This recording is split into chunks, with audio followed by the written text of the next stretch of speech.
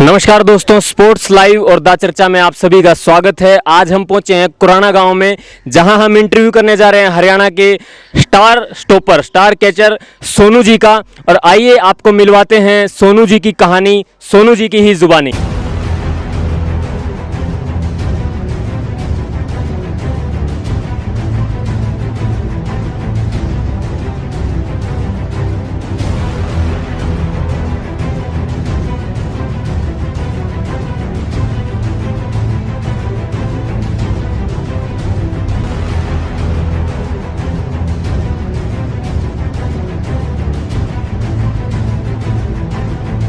आज हमारे साथ सोने पे सुहागा जैसी बात है, क्योंकि स्टार स्टॉपर खिलाड़ी के साथ साथ हमारे साथ मौजूद हैं उनके गुरुजी भी। तो आज हम कुछ सवाल गुरुजी से भी जानेंगे कि कबड्डी के क्षेत्र में किस तरीके से उन्होंने इन खिलाड़ियों को निखारा है और किस तरीके से यहाँ पर जो छोटे छोटे खिलाड़ियों को तैयार करके उनको एक बड़े लेवल तक, एक बड़े मंच तक वो किस प्रकार पहुँचाते हैं। तो सबसे पहले हम आपको मिलवाते हैं हरियाणा के स्टार खिलाड़ी सोनू जी से।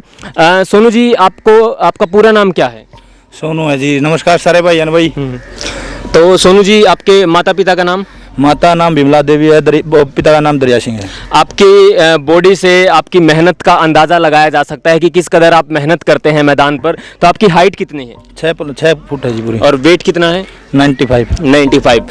तो आप लोगों ने देखा कि सोनू जी की हाइट और वेट, उनके शरीर को देखकर उनकी मेहनत का अंदाज़ा लगाया जा सकता है। तो आइए उनसे जानते हैं कि कोरोना के टाइम पर सभी जो काम धंधे ठप हुए हैं, लगभग सभी क्षेत्र प्रभावित हुए हैं, तो खेल जगत भी ज़रूर प्रभावित हुआ होगा। तो हमारे साथ मौजूद है सोनू जी और गुरु जी। तो हम जानेंगे कि खेल जगत को किस प्रकार से समस्याओं का सामना करना पड़ा। तो सोनू जी, आपके खेल को कितना इससे प्रभावित होना पड़ा और आपकी प्रैक्टिस कितनी प्रभावित हुई है लॉकडाउन की वजह से और कोरोना की वजह से? प्रैक्टिस पे तो कोई फर्क नहीं पड़ा कोरोना की वजह से, क्यों बिल्कुल फ्री हो गए थे जी। अपना फ्री थे, प्रैक्टिस ही करनी थी, बस गेम बंद हो गए थे। बहुत ही लोगों का रोजगार रुक गया था इससे। जी। तो एक कुराना गांव को कुश्ती के नाम से जाना जाता है, तो कुश्ती के इस गांव में कबड्डी की अलग कैसे जगी, किस प्रकार से आपको प्रेरणा मिली? अपने जो सीनियर प्रवीण पहलवान जी हैं, वो पहले गुरुजियों के पास, जैसे गुरुजी अपने एयर प्रैक्टिस करवाते थे प्रवीण रामपाल है इनकी टीम के लिए, तो वहाँ से प्रवीण जी ने आगे अपने प्रवीण पहलवान ने टीम बनाई अपने गांव की। जी। तो राम शाह मेसी, इन्हीं को देख के बस हम भी कबड्डी की ओर चल पड़े। जी। तो गुरुजी, जैसे आपने इस गांव के अंदर एक नींव रखी, कह सकते हैं कि कबड्डी की, तो जब भी हम किसी काम की शुरुआत करने लगते हैं तो बहुत सारी समस्याओं का हमें सामना करना पड़ता है। तो आपको किन किन समस्याओं का सामना करना पड़ा इस खेल की नींव कुराना गाँव में रखने पर? कोई खास समस्या तो आई नहीं बाबू जी। बस बच्चे थोड़े गदर करने में थोड़ी प्रॉब्लम आई थी। काफी प्रॉब्लम रही? काफी तो नहीं, थोड़ी प्रॉब्लम आई थी। बच्चे इधर उधर से इकट्ठे करने में, ग्राउंड तैयार करने में, इसमें थोड़ी डिफिकल्टी आई। तो जैसे शुरुआत आपने की होगी गांव के अंदर, तो बच्चों के घर वाले भी थोड़ा सा नाराज हुए होंगे कि क्या करने लगे, या पढ़ाई लिखाई छोड़कर, क्योंकि शुरुआत में ऐसा रहता था कि खेलों की तरफ थोड़ा सा कम पेरेंट्स जाने देते थे। ये सोचते थे कि नहीं, बच्चा पढ़ाई करे तो ज्यादा बेहतर है। तो इस तरीके की समस्याएं भी आई होंगी, पेरेंट्स नाराज भी हुए थे जी। फिर बच्चे बढ़िया होने लगे, बढ़िया टीम बन गई। फिर अब माता पिता ने भी पूरा सहयोग दिया हमारे को। जी। बच्चों के तो करो तैयार बच्चा ने। सरकार का क्या सहयोग इस खेल को लेकर मिल रहा है? कुछ नहीं मिला सरकार का कोई सहयोग नहीं मिल रहा जी। तो आप एक खिलाड़ी होने के नाते आप क्या चाहेंगे कि सरकार से आप किस तरीके के सहयोग की अपेक्षा करते हैं? जैसे अपनी कांग्रेस सरकार थी, भूपेंद्र सिंह हुड्डा जी, उन्होंने 2 बेंच लगाए थे। पहले हरियाणा पुलिस में लगवाए थे, जैसे रामपाल है, अनिल है, ये सभी। उसके बाद पंचायत सेक्रेटरी लगाए थे 14। तो बीजेपी सरकार ने कोई ऐसा वो नहीं किया कि भी किसी स्पोर्ट्स को नौकरी दी हो किसी लड़के को कबड्डी गेम में। तो आप क्या चाहते हैं सरकार से? सरकार से यही उम्मीद है कि जैसे और गेमों की तरह सभी प्लेयरों को नौकरी मिलती है, हमारी तरफ भी देखा जाए। जी।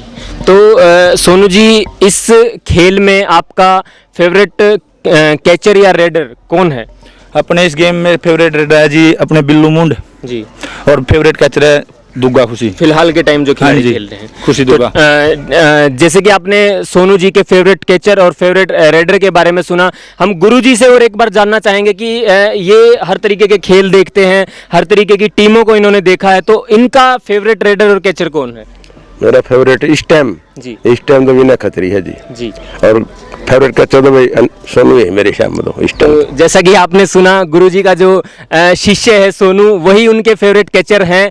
तो एक और मैं बात सोनू जी आपसे जानना चाहूँगा कि ऐसा सुनने में आता है कि हरियाणा से बहुत से खिलाड़ी पंजाब की तरफ खेलने जाते हैं, आपको भी पता हो, तो बहुत खिलाड़ी जाते हैं पंजाब की तरफ खेलने। तो क्या इसका कारण है, किस वजह से खिलाड़ी पंजाब की तरफ रुख करते हैं? या पंजाब में जी प्लेयर को पूरा सपोर्ट मिलता है जी, अपने हरियाणा में वो नहीं है। जैसे पंजाब में क्लब है, NRI भाई, वो पूरा सपोर्ट करते हैं जी जी जी प्लेयर को।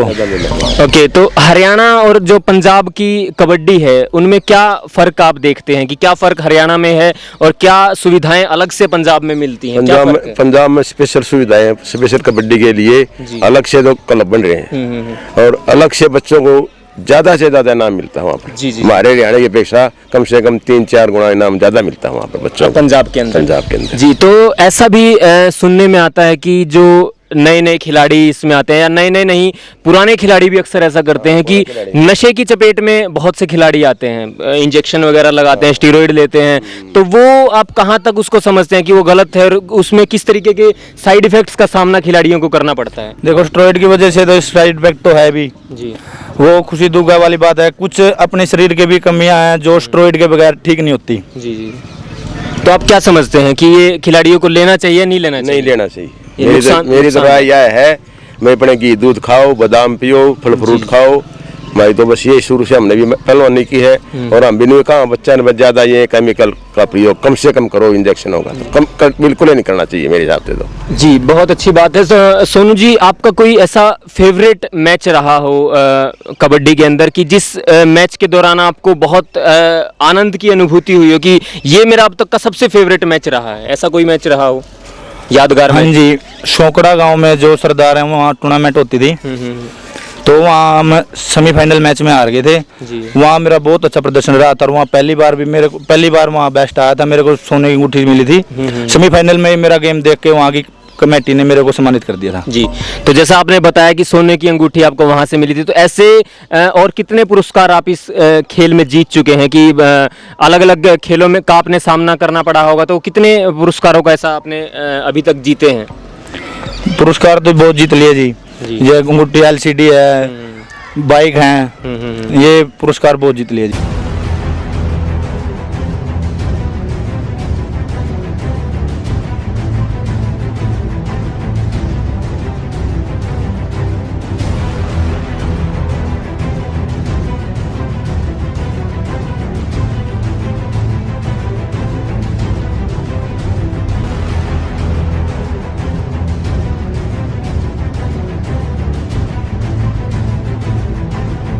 उन्नीस 20 का जो सीज़न रहा है उसमें शुरुआती दौर में आपकी टीम ने बहुत ही बेहतरीन प्रदर्शन किया, बहुत कह सकते हैं कि एक धुआंधार पारी उन्होंने खेली। उसके बाद ऐसा क्या कारण रहा कि आपकी टीम मैदान पर दोबारा दिखाई नहीं दी? जैसे जी ऑफ सीजन में जब हम थे तो हमने सभी ने, जैसे मोहित है, अंकित जरासी है, हमने सभी ने बातचीत करके बस ये सोच रखा था अभी बहुत अच्छी तैयारी करनी है, तो हमने तैयारी प्रैक्टिस बहुत अच्छी की। तो हम लगातार 20 टूर्नामेंट खेले, तो उनमें से 18-19 जैसे बेस्ट आए, वहाँ फर्स्ट आए हैं जी। तो वहाँ मोहित भी अनफिट हो गया, उसकी अंगली टूट गई थी जी। और अंकित के गट्टे में दिक्कत आ गई थी, तो मेरे भी शोल्डर में प्रॉब्लम हो गई थी। इसलिए हम तीनों प्लेयर, जैसे छोटी था, अंकित, मोहित, लगभग हम 4 ही प्लेयर करते थे जो कुछ करते थे मैच में। तो हम तीनों प्लेयर अनफिट हो गए, इस करके हमने फिर रेस्ट ही करना बेहतरीन समझा जी।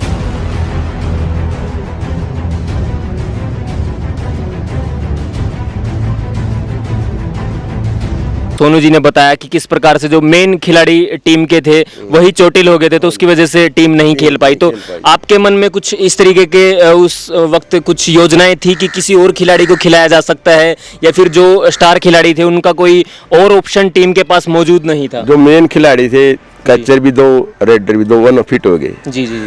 और एक कैचर हमारा पहले से अनफिट था जी जी, वो अमित जी, भगत सिंह, तो इसलिए फिर नए कैचर थे बेचारे, वह संभाल नहीं पाए कमान, इसलिए ना तो कोई बाहर से बढ़िया रेडर मिला और इस वजह से फिर बच्चा ने टीम में नहीं एंट्री कराई, इस वजह से फिर टीम नहीं बढ़ सके। बाद में आने फिर कई टूर्नामेंट जीतते हैं, ठीक है आप अच्छे तो। Okay okay okay.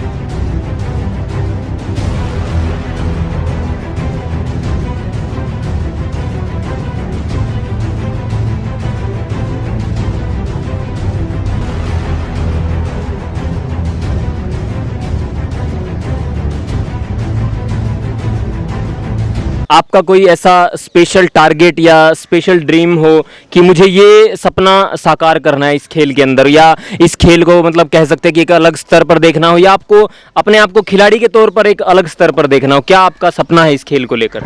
बस यही सपना है जी, पंजाब क्लब की तरफ से खेलेंगे, अच्छी तगड़ी मेहनत करेंगे जी, तो वहीं अच्छा नाम हो, अच्छे प्रदर्शन, हम बस अपनी तरफ से अच्छा प्रदर्शन करें जी। और एक खिलाड़ी होने के नाते आप कबड्डी को किस स्तर पर देखना चाहते हैं कि जो सर्कल कबड्डी है वो आप देख पा रहे होंगे कि किन हालातों से फिलहाल के टाइम गुजर रही है, तो आप क्या चाहते हैं कि वो किस एक अलग स्तर पर पहुंचे और क्या उसके अंदर सुधार लाए जाएं, उसके जो रूल्स रेगुलेशन हैं उनमें कुछ चेंज किया जाए, या उसका जो खेलने का स्टाइल है उसमें कुछ चेंज किया जाए, या उसमें जो सुविधाएं मिलती हैं उनको चेंज किया जाए, क्या उसके अंदर बदलाव आप चाहते हैं कि वो एक अच्छे स्तर पर पहुंचे? जैसे पंजाब में है जी, पंजाब में हर रूल रेगुलेशन बहुत अच्छा है जी। अगर हम हरियाणा पंजाब की रेफरीशिप वगैरह सब उस तरफ ध्यान दे तो कबड्डी बहुत ऊपर जाएगी। जी जी अपने हरियाणा में जैसे गेम को बिजनेस बना दिया जी, तो कोई रेफरीशिप का कोई निर्णय नहीं है जी, कोई रेफरी कोई मान नहीं रहा है, रेफरी कुछ बोल रहा है तो प्लेयर कुछ बोल रहे हैं। जैसे पंजाब में जो रेफरी ने निर्णय दे दिया तो वही जायज है जी। जी।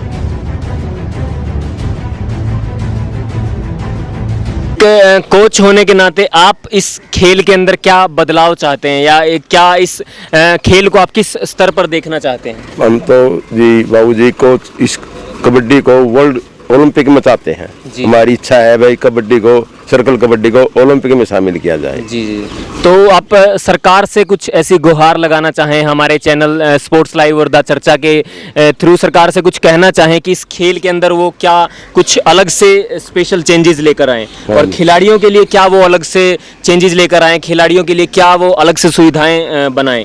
खिलाड़ियों के लिए स्पेशल कैंप लगाने चाहिए जी, उनकी ट्रेनिंग के लिए कोचिंग देनी चाहिए, बढ़िया बढ़िया कोच लगाकर वहाँ पर उनका खाने पीने का इंतजाम वहीं पर होना चाहिए। जी जी। पहली बात तो यह, दूसरी बात गेम को अच्छे लेवल पर, जो पिछले साल भी पंजाब में वर्ल्ड कप हुआ था, इसी प्रकार आए साल टूर्नामेंट होना चाहिए वर्ल्ड लेवल के।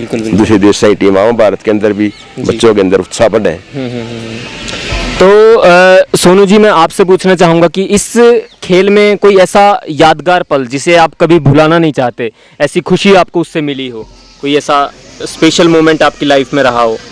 वो जी जो मैंने फर्स्ट बाइक उठाई थी बागल गांव से, जो कैथल में पड़ता है गुलाची के पास, वो मेरा दिन बहुत खुशी का पल था जी उस टाइम। और कई बार ऐसा होता है कि कुछ खेल में कुछ ऐसा हादसा हो जाता है, वो ना चाहते हुए, कह सकते हैं कि गलती से भी ऐसा कभी कभार हो जाता है कि वो हमारी बहुत बड़ी गलती, हम उसको अंदर ही अंदर मान के चलते हैं। तो ऐसा कुछ दुख का पल आपके साथ भी रहा हो कि कुछ गलती हो गई और बाद में आपको अफसोस हुआ हो, और वो चीज़ आपको आज भी कहीं ना कहीं अंदर ही अंदर चोट करती हो?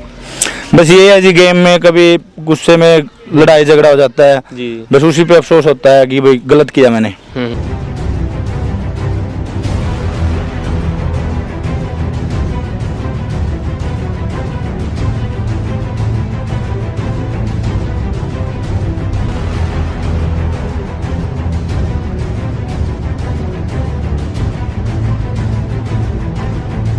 आप बहुत सी टीमों के साथ खेलते रहते हैं, तो बाहर खेलने के लिए एक राष्ट्रीय स्तर पर कह सकते हैं कि आपकी सबसे फेवरेट टीम कौन सी है जिसके साथ आप खेलना चाहते हैं? सिंगवारा को।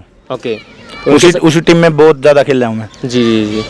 तो सोनू जी, एक स्पेशल सवाल मेरा आपसे है कि एक साधारण किसान के बेटे से सोनू कुराना बनने का सफ़र, जब आपने शुरुआत की थी, जब आप घर से ये सोचकर चले थे कि मैं कबड्डी के खेल में अपना करियर बनाना चाहता हूं, और ग्राउंड पर आपने मेहनत करनी शुरू की थी, पसीना बहाना शुरू किया था, तब से लेकर और जब आप सोनू कुराना के नाम से जाना जाने लगा, आपको एक स्टार खिलाड़ी के रूप में आपको जाना जाने लगा, वो सफ़र आपका कैसा रहा, और किस समय के बाद आपको वो उपलब्धि मिली कि अब सोनू एक साधारण किसान का बेटा ना होकर एक हरियाणा का एक स्टार कैचर है? वो उपलब्धि आपको कब मिली? सर शुरुआत से ही मैंने जैसे 2013 को 23 जनवरी 2013 को मैं गुरुजियों के पास गया था। जैसे अपना यार दोस्त था, अपना क्लास फेलो दलवीर, वो अब भी रेस लगाता है, वही बोला चलो भाई गुरुजियों के पास चलेंगे, पहलवानी करेंगे। तो मैंने एक साल लगातार गुर्जों के पास मैंने दंड बैठ कर मेहनत लगाई जी फुल। तो फिर मैं सीधा टीम में खेलने लग गया। तो मेरा शुरू से ही अच्छा प्रदर्शन रहा। तो मेरी जैसे टीम में कई प्लेयर अनफिट हो गए 2016 में, तो मैं उस टाइम बाहर खेलने लग गया। तो उसी टाइम से जैसे सोनू कुराने नाम से जाने लग गए। हाँ जी। तो कैसा आप बदलाव अपनी ज़िंदगी में महसूस कर रहे हैं कि एक साधारण किसान के बेटे से जब शुरुआत की थी और आज सोनू कुराना एक स्टार खिलाड़ी के रूप में जाना जाने लगा, तो क्या बदलाव आपको लगता है उस पहले की ज़िंदगी में और अब की ज़िंदगी में? जैसे ही अब अच्छा नाम हुआ तो हमारी मेहनत की वजह से हो गया जी। अच्छी मेहनत की तो हमारा नाम हो गया।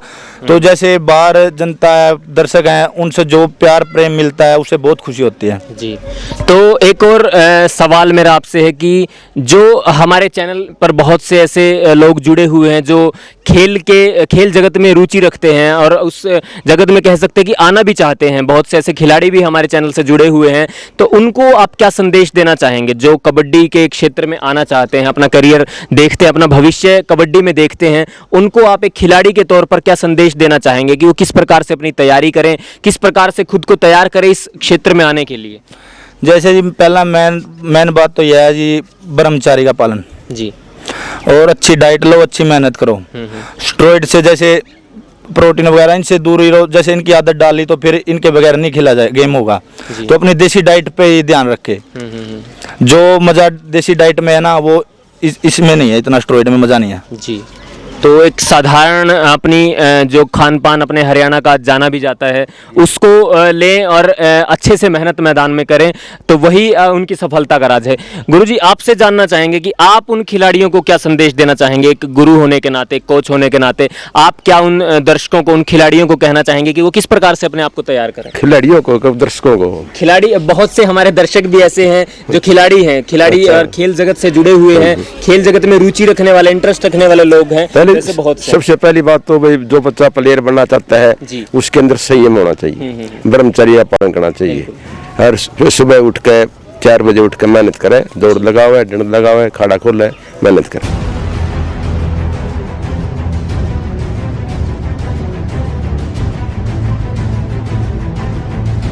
ऐसी आपकी पसंदीदा टीम रही हो, जो आपकी टक्कर की टीम रही हो, कह सकते हैं कि कॉम्पिटिटर, ऐसा स्ट्रॉन्ग कंपटीशन आपको किसी टीम से मिला हो, ऐसी कौन सी फेवरेट टीम है जिसके खिलाफ खेलने में आपको बहुत मज़ा आया हो और बहुत सारी चुनौतियों का सामना करना पड़ा हो? एक ही टीम है जी, जैसे 76। बहुत मज़ा आता है। जैसे पब्लिक को स्पेशल उसी मैच के लिए मतलब वेट में रहती थी, अगर भी मैच आए तो उसमें पूरी शूटिंगबाजी, पूरा मतलब पब्लिक को भी पूरे होते थे जी, दर्शकों के भी पूरा आनंद आता था ये मैच देख के। तो जैसे आपको एक स्टार कैचर के रूप में जाना जाता है, बहुत हरियाणा के स्टार खिलाड़ी के रूप में, स्टार कैचर के रूप में जाना जाता है, तो ऐसा कोई रेडर आपकी लाइफ में आया हो जिसको साथ खेलने में आपको लगा हो कि वाकई में ये जो रेडर था सच में एक कड़ी टक्कर देने वाला रेडर था, इसको पकड़ना आपके लिए थोड़ा सा ये कह सकते हैं कि नाको चने चबाने जैसा काम रहा हो, एक बहुत ही कड़ा काम रहा हो उसको पकड़ना? ऐसा कोई रेडर आपकी लाइफ में अभी तक अपने सामने है जी? जैसे हम किसी को भी कमजोर नहीं समझते, कोई भी प्लेयर है, कोई भी सामने है, हल्का मतलब जूनियर हो, सीनियर हो, कोई भी हो, सभी के साथ एक स्वभाव से खेलते हैं जी। तो ऐसा कोई रेडर रहा हो जिसको पकड़ने में आपको लगा हो कि वाकई ये दमखम वाला एक खिलाड़ी था, जिसको पकड़ने में आपको सच में बहुत जोर आजमाइश करनी पड़ी हो और बहुत दिमाग लगाना पड़ा हो, ऐसा कोई स्पेशल खिलाड़ी? जैसे अपने यही रेडर हैं, जैसे विनय है, रवि है, रिंकू है, जो अपने सीनियर प्लेयर हैं, इनके साथ पूरी टक्कर, मतलब इनकी स्टॉप करनी तो मतलब कैच लगानी बहुत ही समझदारी से है जी।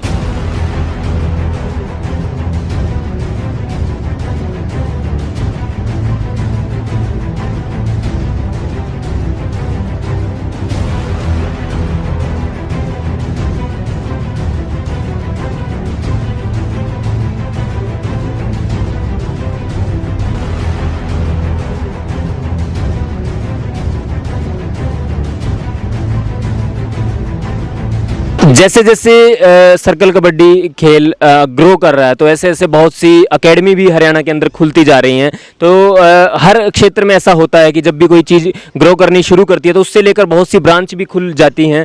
तो मैं आपसे एक सवाल करना चाहूँगा कि बहुत से ऐसे नए खिलाड़ियों को ये रहता है वहम कि भाई हम एकेडमी में जाएंगे तो ही एक स्टार खिलाड़ी बन पाएंगे या हम बहुत अच्छे से सीख पाएंगे। तो आप क्या कहना चाहोगे उन खिलाड़ियों को जो हमारे चैनल से जुड़े हैं, देख रहे हैं कि एकेडमी में जाकर ही एक अलग से स्टार बना जा सकता है या टेक्निक सीखी जा सकती है, या ये सब आप अपने जो गांव के मैदान में, जैसे आप लोगों ने गांव के मैदान से मेहनत करके एक बड़े मुकाम को हासिल किया, क्या उस मैदान से भी ये सब चीज़ें सीखी जा सकती है? कोई ज़रूरी नहीं है कि एकेडमी में जाना हो। देखो जी, ये बात है, जैसे अब अपने गांव की टीम है जी, जैसे सीनियर प्लेयर थे, हमको जैसे गेम करने में कोई ज़्यादा दिक्कत नहीं हुई, प्रॉब्लम नहीं हुई। क्यों? जो अकेला प्लेयर है उसके लिए एकेडमी जरूरी है, कोई कोच नहीं है। जैसे हमारे पास तो गुरुजी थे, यही तैयारी कराते थे। तो जैसे हमारे पास सीनियर प्लेयर भी थे, गुरुजी भी थे जो मेहनत कराते थे, सीनियर प्लेयर थे वो टेक्निक भी सिखाते थे। तो हमको तो कोई प्रॉब्लम नहीं है। जैसे अकेला प्लेयर है उसको कोई कोच नहीं है, सीनियर प्लेयर नहीं है, तो उसके लिए एकेडमी जरूरी है। मतलब आपका ये कहना है कि एकेडमी ज़रूरी ना होकर गुरु का होना ज़रूरी है। तो गुरु अगर आपके पास है तो आप गांव से भी एक अच्छी उपलब्धि हासिल कर सकते हैं। तो गुरुजी, एक आपसे भी यही सेम सवाल मेरा है कि एकेडमी ज़रूरी है या गांव के मैदान से भी हम गाँव के मैदान से बनाते हैं। हम जितने प्लेयर पड़े हमारे सारे स्टार, जी, मेसी, प्रवीण, सोनू, कई प्लेयर और थे, सुरजीत था, जी, मित्तू भगत सिंह था, ये जितने प्लेयर हमारे यहीं प्रैक्टिस करा रहे थे, ग्राउंड में यहीं से तैयार करे हमने। जी। तो एक अंतिम सवाल मेरा आपसे कि सरकार से आप क्या गुहार लगाना चाहते हैं खिलाड़ियों के लिए और इस खेल के लिए? सरकार से क्या गुहार चाहते हैं, आपकी क्या मदद सरकार से चाहते हैं? हम तो चाहते हैं सरकार भाई इन बच्चों को, जितने स्टार प्लेयर है हरियाणा के अंदर, उनको सबको रोजगार दिया है। जी। तो जैसा कि आज आपने देखा कि हमारे साथ मौजूद थे सोनू कुराना जी और साथ में इनके गुरुजी, जिन्होंने इन्हें एक शिशु से लेकर एक पूरा कह सकते हैं कि एक वृक्ष के रूप में इन्हें परिवर्तित किया है, पूरा इन्हें निखार कर एक स्टार खिलाड़ी बनाया। किसान के बेटे से लेकर एक स्टार खिलाड़ी के रूप में इनको पहचान दिलाई है निखार कर। तो आपने इंटरव्यू के दौरान देखा कि किस प्रकार से इनको समस्याओं का सामना करना पड़ रहा है।